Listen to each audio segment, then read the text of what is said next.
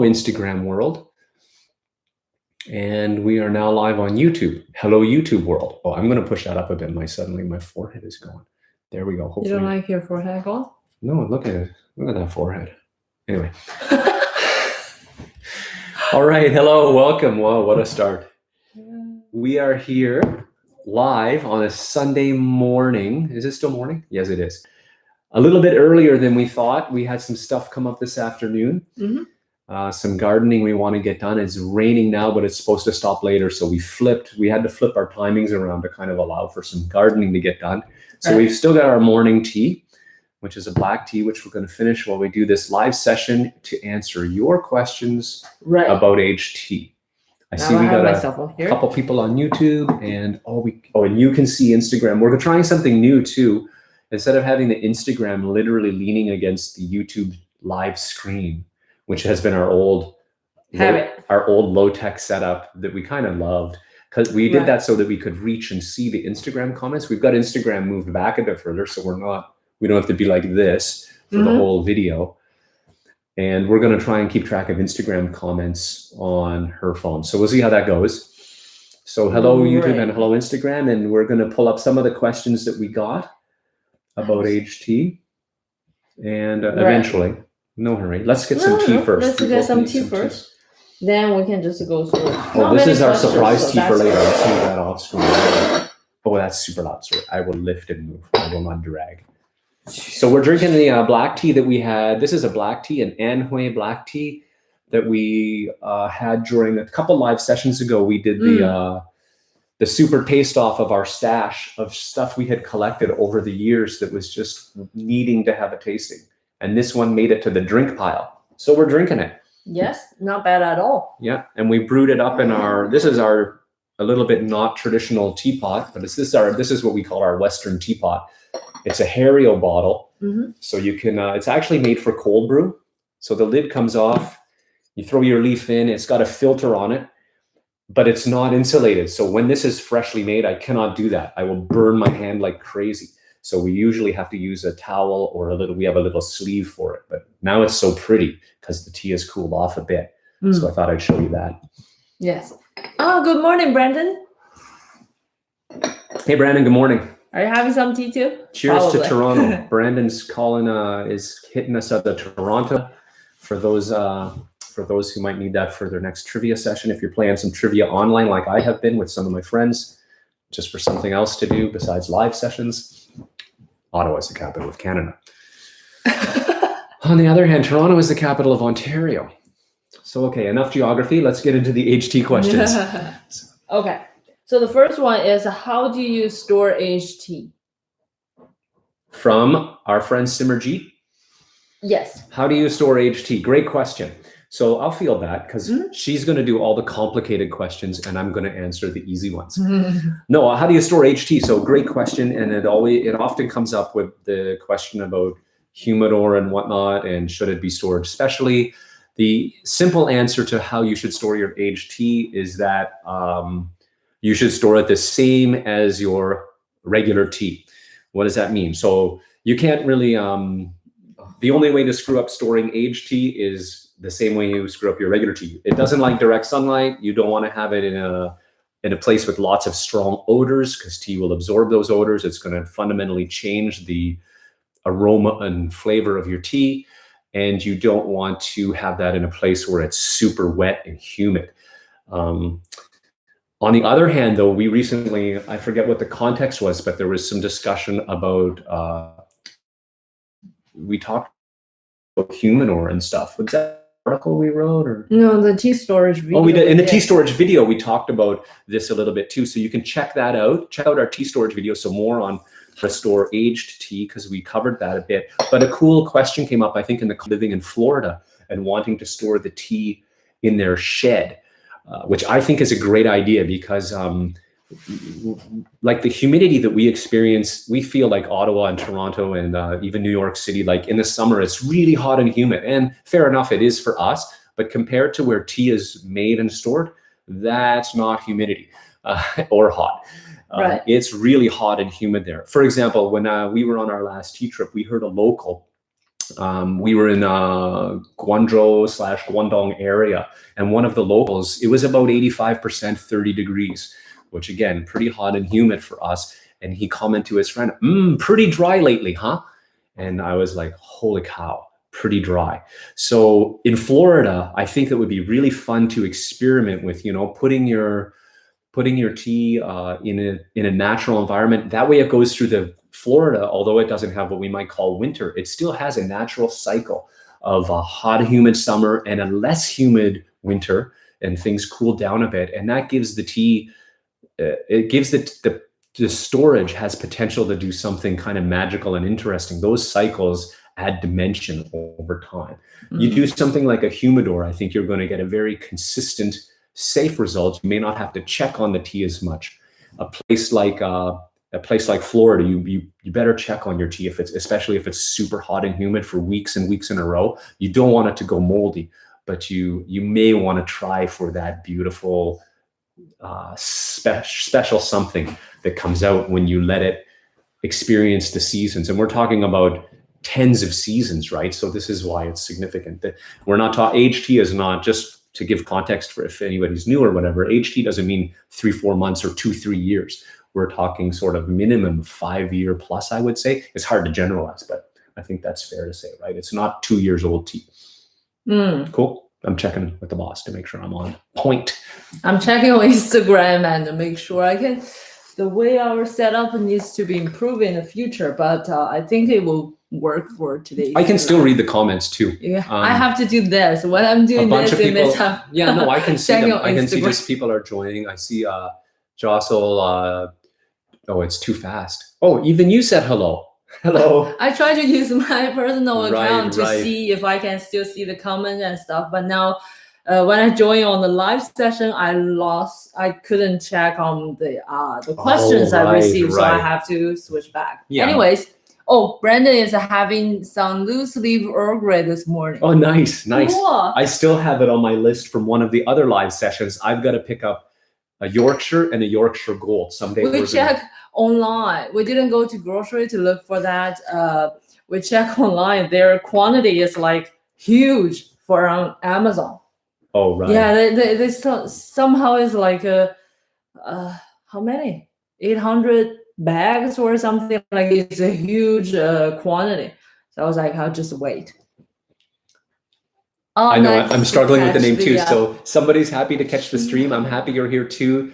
Chihabadin. I don't know if I pronounced it right, but welcome to the session, and we're glad you caught the stream. We're talking about and answering questions about aged tea. Any questions you might have about aged tea, throw them out. I'm going to check the Instagram, okay? Maybe Instagram people trying to go to YouTube is easier. Maybe you can log in at the end and scroll back for the live questions. Let's get these ones answered now, and then then you can jump on the stream and we'll go back. We've got a new setup. We're just kind of growing pains, having some fun. Right.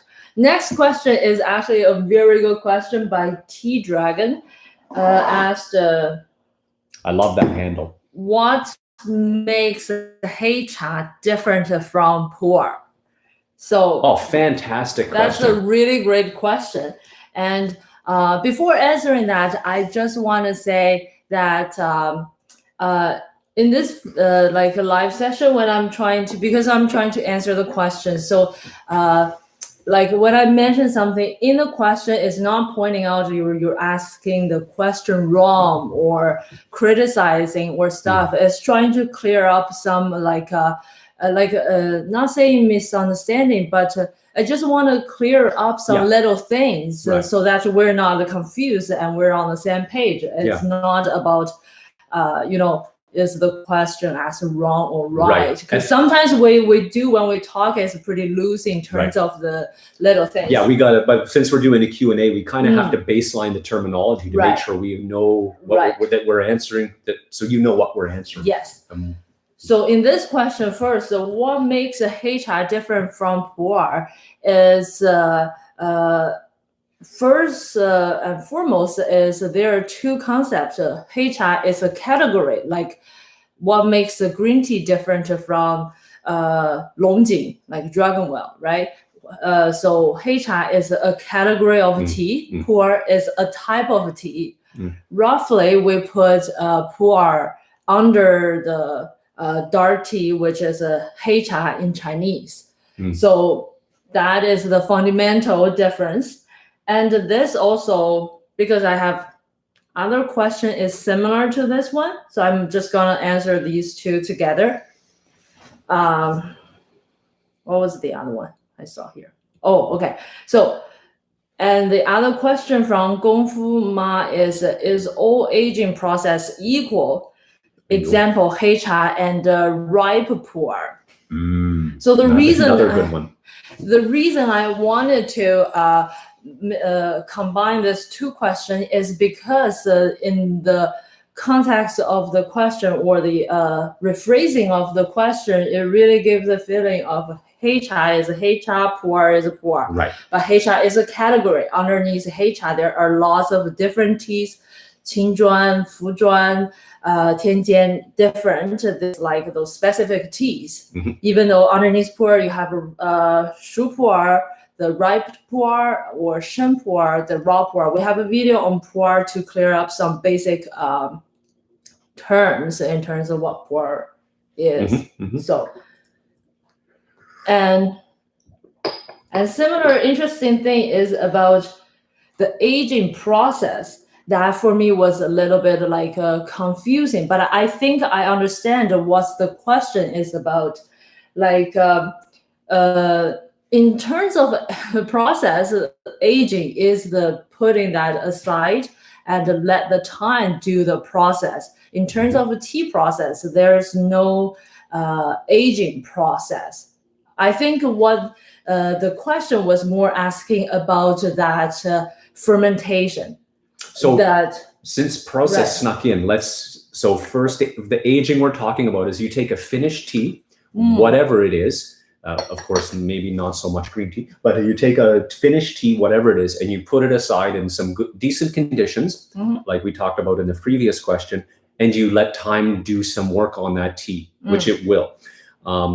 I wanted to point something out though, because Ken, I don't know if it's going to come up, but that doesn't work for all teas because the initial processing to make the finished tea has to be done really well, or other things that it may not be worth aging. Better just drink it. Now we'll move on to the other piece of the question. Does that work? I think that might be helpful for people. So you tell us, was that helpful? I don't know. Yeah, I think that was good. So I think referring to the aging process is actually talking about the fermentation, the post-fermented process in tea, right? Sheng pu'er, if somebody is more picky in terms of how to categorize that, is actually gone underneath the lü cha, green tea category, because it's just a quick quick Kilgreen. Yeah, a quick Kilgreen and stuff is then made into shape as a green tea. But ripe pu'er is a hei cha, is a category of hei cha. It goes through the post-fermented, just like the other hei cha, other goes through dark that tea too, right? Yes. Right. How should I say, another undertone of those questions, it really feels like a green tea is one process, dark tea is one process, or oolong is one process. Right. But it's not quite the fact, because category is the category. Like a Kilgreen just means what happened, right? What's the purpose of this step? But how to do it is different. I like to use green tea as something like people who are more familiar with as examples. Like Longjing is pan fire, right? Pan fried, but like a guzhu zisun, another green tea, which is roast and steam combination, and you also have something like Yulu, like Yulu is a steam Kilgreen. They're all Kilgreen, but their process are different. They're wildly different. Their tastes are different too. Same with the dark tea. So even underneath dark tea, different teas also have different process, right? The key difference with the shu pu'er is after it's roughly done, it do the whole piling and do the post-fermented. While many other dark teas, their piling is in that kind of using the leftover heat and moisture from kilgreen to do that. So it's both have post-fermented process, but one is like at the end almost, and the other one is in the middle-ish to have that process for several, and the length is different. Right. But in general, we think of like the easy way when you were saying when you get into the process, the details really start to matter. Think of the categories just like you think of, for me, I really love music. So you got rock and roll, you've got classical, you've got funk, but the more you get into music, the more you start to hear these elements crossing over. And, those categories actually aren't there because that is what the music is. They're just like tasting notes. They're to help us figure out what is this and where should I put it in my frame of reference. They're not like the law. So let's come back to I forget what the questions were now. It's been a long time. Is all process equal? No. Simple answer to that all is aging not. process equal? Yeah. First, I want to point out that those are not aging process. And second, they're not equal because it's a whole category. It's hard to say which is an equal process. I think the other thing they might be asking about are all aging process equal is that, again, the answer is no, for the reasons of that, but it's also what happens during aging. Right. That's right. Okay. So there's kind of two things, and they're not all equal. If you have a heicha that's got some pretty decent post-fermentation, there's some of that going on, but in the drier time, so remember we were talking about Florida, when you've got hot and humid conditions, you've got some post-fermentation going on, but if it's a drier environment, it might be more focused on oxidation, which is happening. Which would be more of an environment-based differences rather than the tea itself. Of course, how much the content, the material in the tea leaves affects how much change or how it could be changed. But roughly, in terms of the aging, like the time-wise, the process is quite similar in tea. Yes. Okay, going back to other ones. Hello, everybody. Sorry, we're not saying hello as you wave and come in. We were just engrossed in answering a question. So I'll do a bit of reading on the YouTube side here. Right. We're going to read all the Instagram questions at the end because the way we're set up, we can't read them live here, but we will get to them. So keep asking questions on Instagram. Hopefully they don't go off the screen forever. So I have one here that is Matei 135. Matei, MATEI 135. So what's a good mark for a high quality aged tea? A good mark. So that probably means what's a good indicator that you've got a high quality aged tea. That's really tricky. It's those kind of a question to ask. How do I know the tea quality and stuff? It's there are simple things like we say with boiling water is a good way, but just to simplify, it has to have a thick mouthfeel, like a broth, like a thick, mouthfeel. Oh, once it's aged, it needs to have that. If it doesn't have that, then it has to be. Yeah, she mentioned, and this is something I'm still learning, but you can taste the age, and the taste of age once you nail it down. And I have to admit, it's somewhat elusive. It takes some practice to taste it. But you can't fake the taste of age. So there's different techniques that are done to kind of make a tea feel like it's aged, but you will always be able to tell by the mouthfeel, that thick aged mouthfeel. Okay. Right. And next one is by, help me with the name. Yafet Pruitt. Right. So sorry, I'm butchering those, but I'm doing our best. So off of Instagram, we got a question from Yafet Pruitt. I don't know. I just put a little accent on that to make it sound better because I don't know how badly I'm making that handle so terrible. But anyway. So when one has bought an aged tea, this means that they can begin to drink it right away, correct? Good one. It's actually a very good question. Yes. And I think any tea, you can drink that at any phase. And many people, when they age tea, they set a goal like, I don't drink that till several years later or something. Yeah. It's a way to That's approach fun. it. Yeah. And another way to do is you can drink that periodically to check on how this is turning, or if you want to do anything in terms of adjusting the environment in terms of temperature or moisture. That's the way I like to approach it. I like to dip in every now and then. And then if you're that into tea that you're aging it, probably you like to take a few notes and pull out your notes from a year ago and see what's going on. Which way is it going? Yes. And so that question is simply, yes, you can start to drink the tea you bought as aged tea. And in many cases,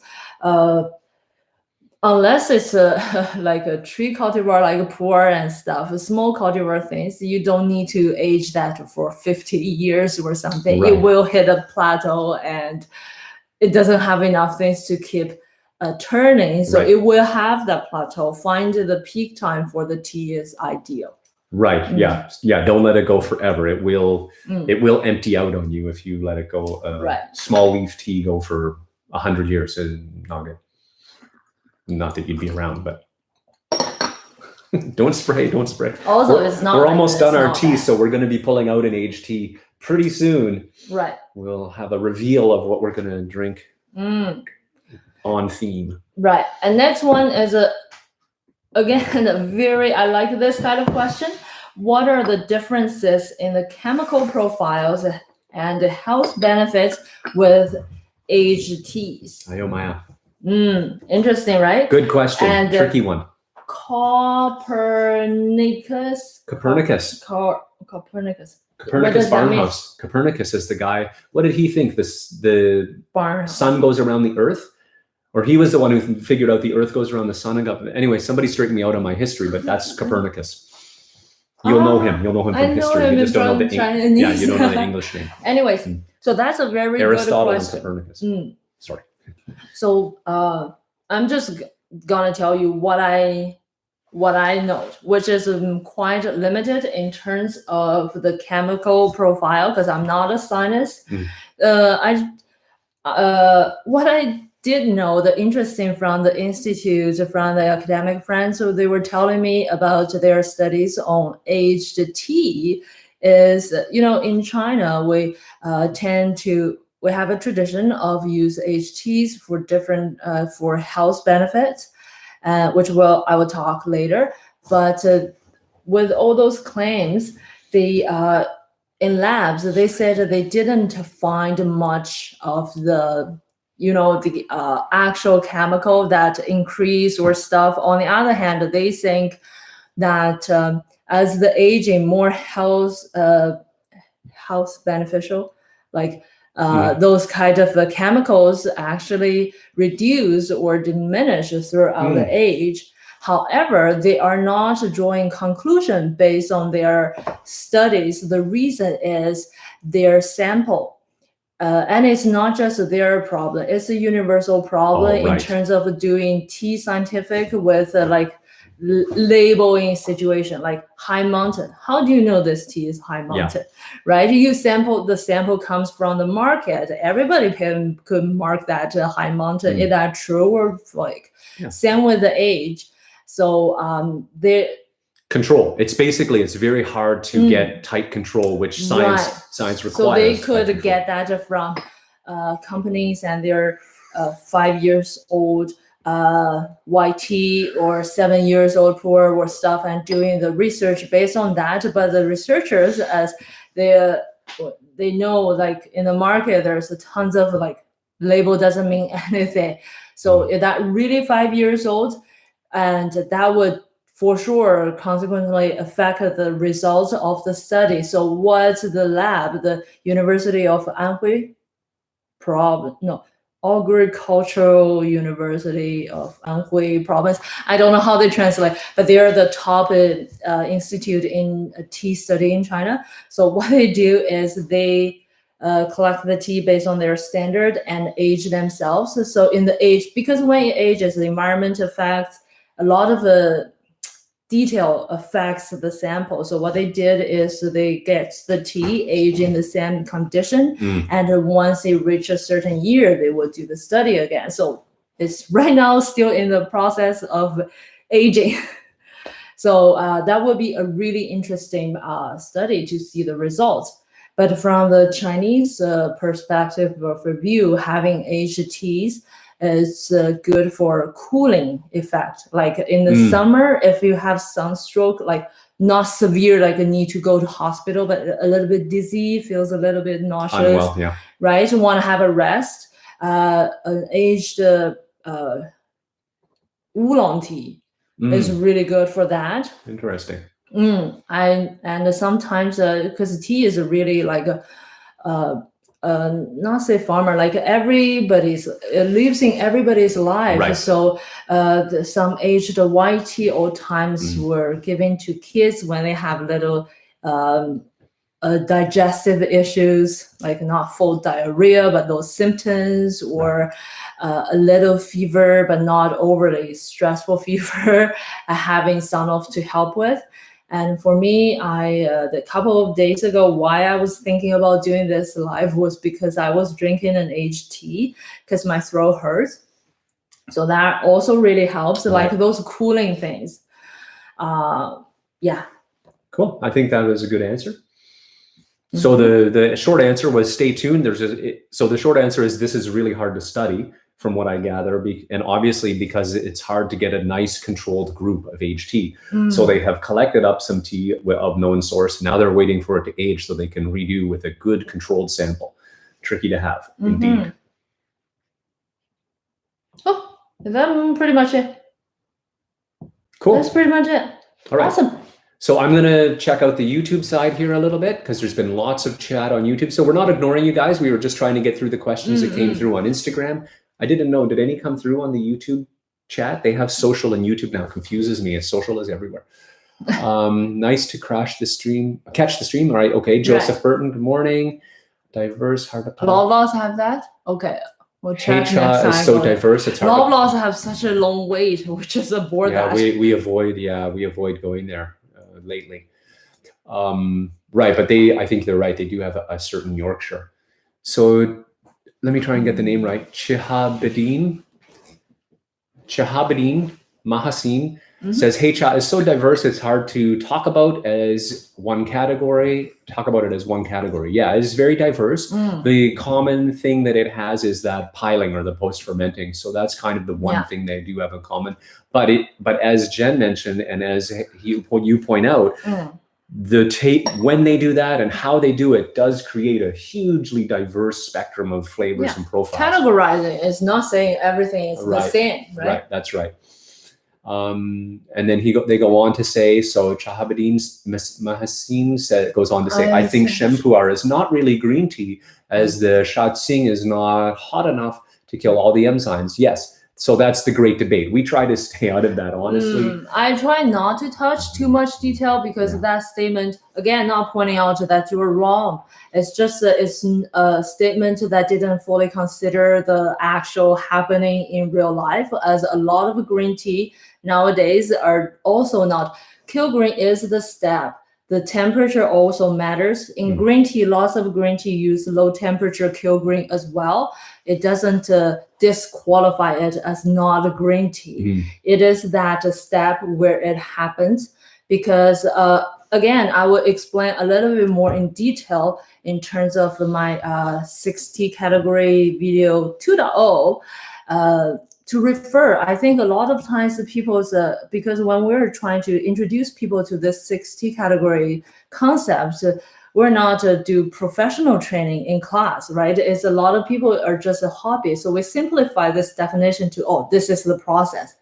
This is what defined, but there's more than that, that we omit for easy assimilation, easy understanding. Yeah, for hobby liking. But if you're training for proper tea, like professions and stuff, there's a much richer meaning and much richer, like a more specific define about what 6T category is. Right. And it's just something that because of that easy way of saying that, it caused some confusion.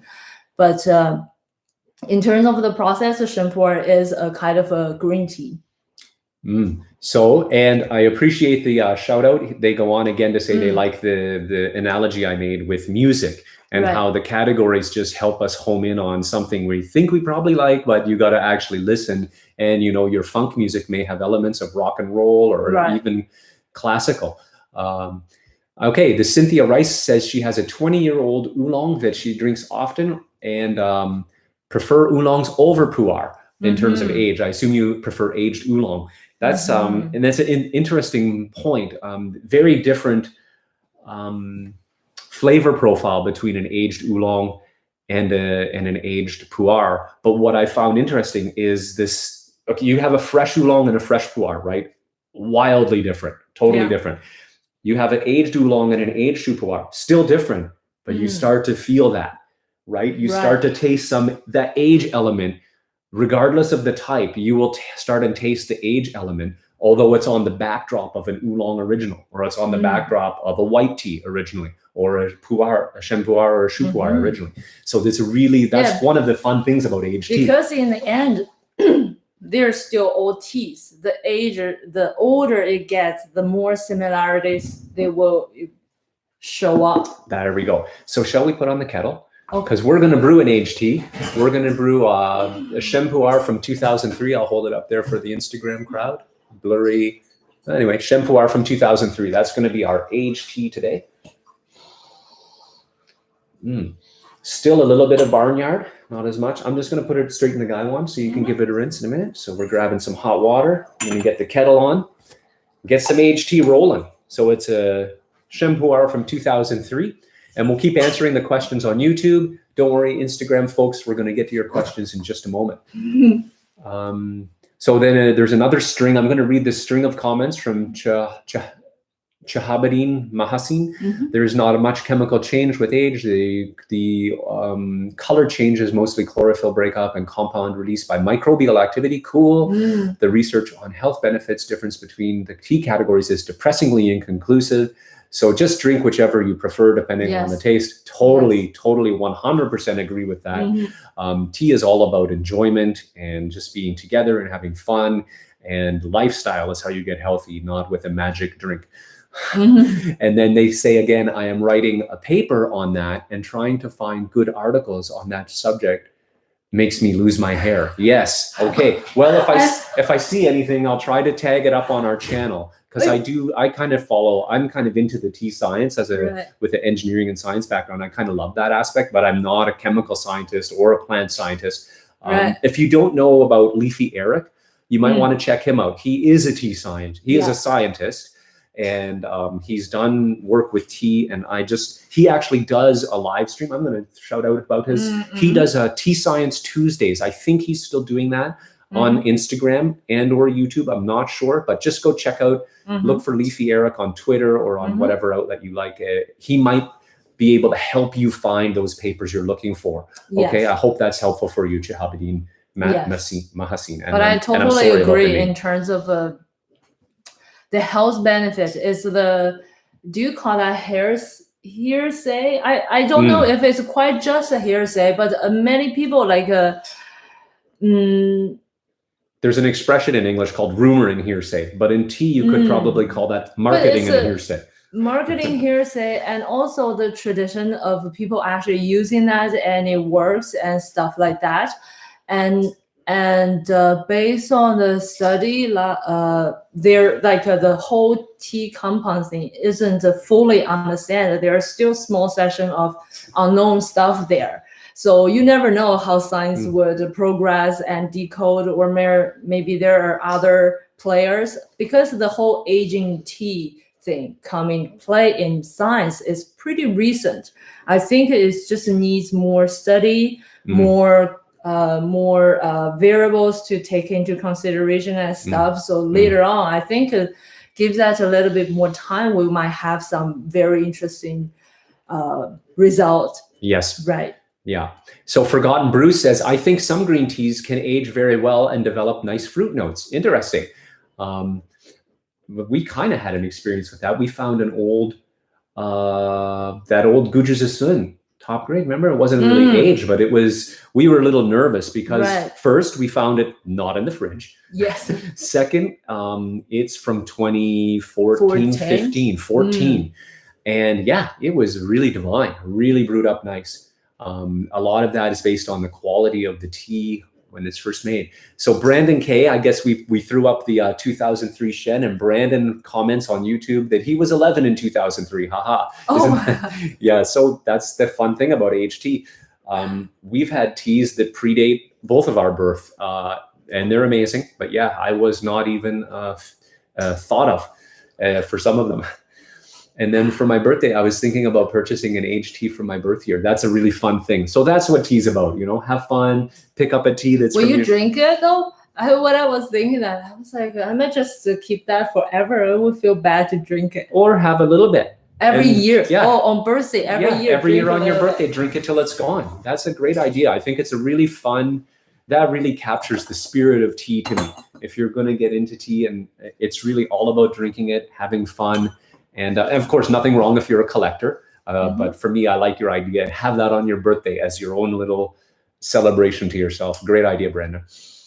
And Jahabade Messin says, thanks for the recommendation. Yeah, I really hope it helps. I hope you get some traction and find some good, some well-documented papers. They don't even need to be good, I guess, as long as they at least are, have a good bibliography. It might give you a trail to follow. Right. And I'll grab your phone maybe and try and check if I can check the Instagram comments now. Will you brew? Didn't see no, there's comments. Tons going by. I don't know. I didn't pay attention much. But yeah. Okay. We'll try. We'll see if we can do the Instagram. We'll get some. There we go. I'm not as familiar with. Oh, here we go. Probably under social. Oh yeah, it's got a good trail. That's my. You probably have to go to this account. Right. Got you. That's my hack way to do it. I really don't know how to do it. That's perfect. Oh, Forrest Hill says hello from Sri Lanka. And indeed, we only have access to the comments. Go up. Does it? No, we don't have access. So I gotta lean up and grab those questions. I don't think my personal profile followed in. All right, I'm gonna go. No, it just doesn't. It only keeps. So I'm just back. I see lots of waves. So hello to everybody on Instagram. We were kind of focused on answering the questions. So there's where you join, and just checking if there's any questions on Instagram. So sorry about the view for everybody. What makes ripe Pu'er liquor light or dark? Great one. Put that in your memory bank. I'm going to keep checking for other questions. Right. So what makes ripe Pu'er liquor light or dark? Right. And the science of tea seems to be behind the science of coffee. Yeah. Not an interesting point, Simarjeet. Not in Asia. There's really good science. It's hard for Western scientists to access. Lots are not translated or translated properly. I know this is some very important English speaker. Like I think Leafy Eric also pointed out some of the studies to say that their words of using were not the translations. Right, the translation wasn't right. So that's a pretty big problem in terms of. The Asian tea study in terms of translation. Sometimes it could be or worse than not right. They're even just ambiguous and confusing and ill-defined, which personally I'd rather it be dead wrong and it's wrong in this way. You can kind of correct for that. But when it's ambiguous or it's used in if you use the word fermentation to mean both microbial fermentation and oxidation in the same paper, well, then now we're lost. There's no hope that I can figure out what you're talking about. Right. So here's I'll show the liquor color. This is the 2003 aged Sheng Pu'er. Yeah. And color, ripe Pu'er. What makes it light or dark was the question. The fermenting process make that dark. Right. Give that dark color. That red brown. Yes. However, it's not all come out the same color. Oh, sometimes you might see ripe Pu'er, like a Pu'er, that the color is almost like soy sauce. it's so dark. That's just a bad fermentation process. But now even little producers have been getting pretty good with the fermentation process. So it will have less chance to see those pure soy sauce colors. Right. Basically, the liquor is opaque. It's dark brown, almost coffee-like.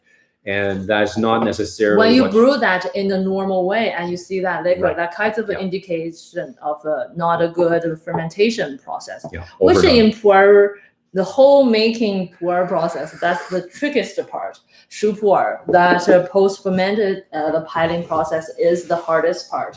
That's one, like decades ago, they don't do ancient tree with Pu'er because if you don't do that right, it wrecks the whole batch. Yeah, very, very easy to screw up, and the tea is just wrecked. It's not salvageable. There's pretty much nothing you can do. So you've lost a bunch of good material. Sort of like yellow tea, right? A lot of producers choose not to make yellow tea because it has that extra step that's very technical, very easy to mess up and ruin. Or you could just make green tea, and green tea's got a huge market, and it's safe. Yeah. Hello, Dakota Thompson. What am I saying? Thornton. Okay, sorry. Sometimes the RN is a little softer, so it's more like Thornton, but it might be Thornton. I don't know. So hello Dakota. I love it when raw pu'er starts getting that deep red. Yes, of course. So that's where I was going to take the discussion next. Was what makes ripe pu'er dark is the post fermenting or the fermenting. But an interesting point is what makes raw pu'er quote unquote. I don't want to say dark. I want to say red. Right. And that's an interesting thing because sometimes you'll see an aged Sheng pu'er that has that red brown, right? And that's a little hint that so what makes I love it when it gets that deep red too, but it will never get to that red. What I was going to say was the Sheng pu'er, as it ages, it won't get that brownish note. It'll turn more of a ruby. You can see this one's coming down to amber. That's going to keep deepening, and it's going to kind of walk through it's going to move more towards almost like a black tea or a honcha color as it gets really, really old. And that's really precious. That's starting to be a really wonderful flavor. Oh, this is so warm. I'm just drinking this. And I love how it has that red bean paste. Note. Note. First not sweetened, just a red bean paste note. I'm getting a little bit of sharpness first and then that. So Forest Hill Tea asked what we're drinking. So we've got a 2003 Sheng pu'er that we're having now. We just finished up a black tea that was sort of the lingering from our breakfast, and then we pulled out this aged one to go with the aged tea Q&A. So shoot out your questions if you have any. And that question came all the way from Sri Lanka. So wow, welcome. Great to have you join our Instagram live. Thank you, Forest Hill Tea, for joining. It's so cool in this isolation, quote unquote, isolation environment, to be able to be in touch with so many people. We were talking we had a couple folks from Germany on yesterday, also from Czech Republic. Obviously, Toronto's in the house. I don't know, probably lots of people from the USA. So it's really fun to have sort of a little global village right here and answer questions about aged tea. So if there's any more, shoot them up. We're going to sip tea here for a few minutes. All right. Just give them a couple. Maybe somebody is trying to find the right wording, because as we can see, maybe some people are second language. True. So we'll just me. Yeah, like you.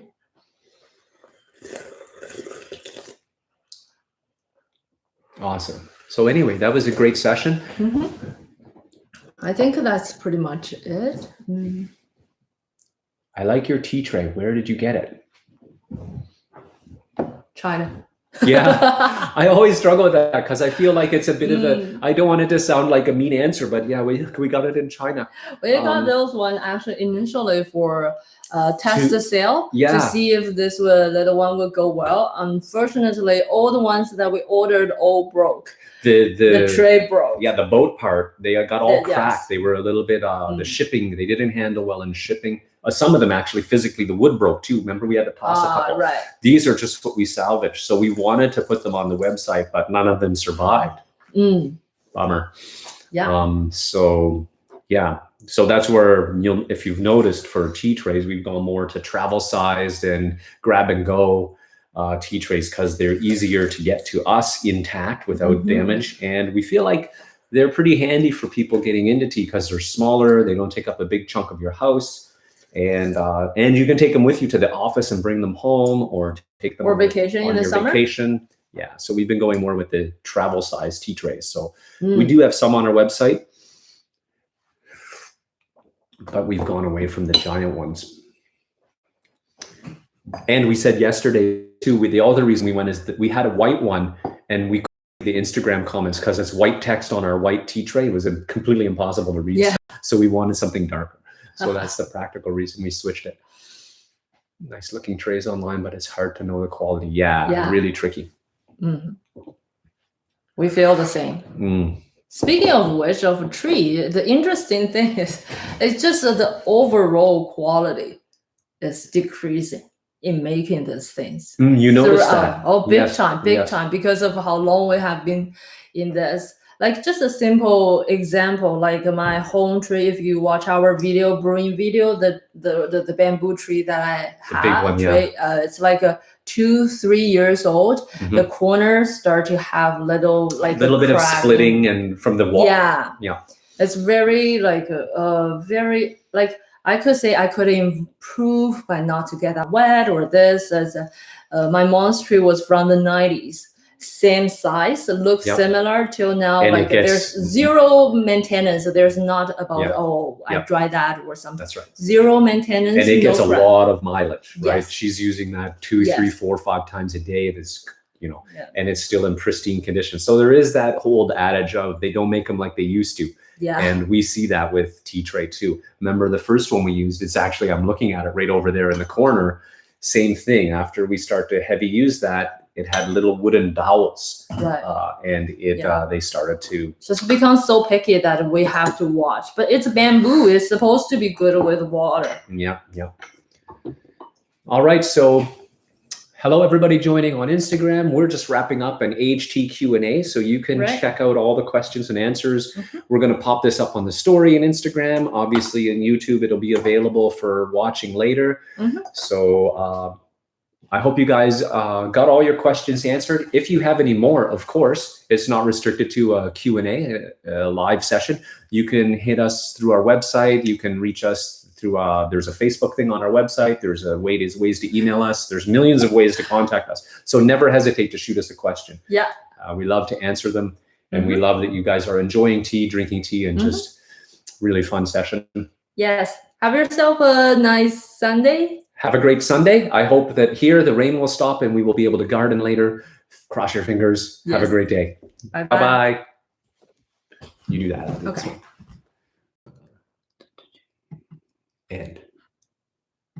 End video? Are you sure you want to end?